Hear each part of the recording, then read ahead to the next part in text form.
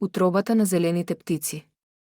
Ти си оној кој тргнал да бидеш во утробата на зелените птици. Те водат ангели прекрасни во зеленилата рајски.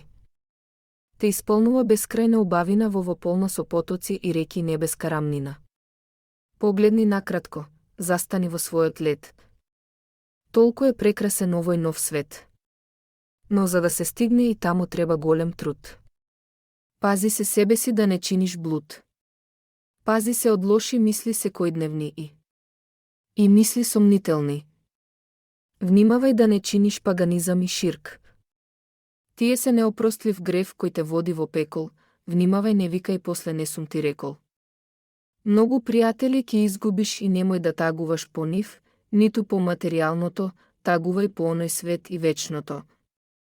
Ке бидеш среќен и на овој свет, но ке се чувствуваш како да си во затвор, ке сакаш слобода, но нема да ја најдеш овде.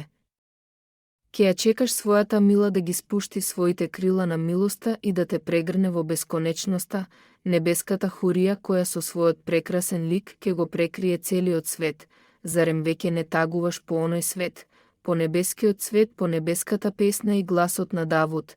Зарем не чувствуваш како мелодично се учи Божиот збор, како сите ангели застанале во хор, како и тие ни ја галат душата во лед, и како сите луѓе застанале во ред, сакајќи да го видат Божието лице, сакајќи да го видат најголемото уживање.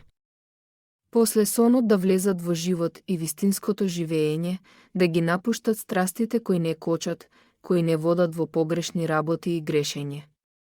Покајанието чека за вистинските верници, опрост е тоа за сите грешници. Замоли го живиот и вечниот. Замоли го простувачот, семоќниот.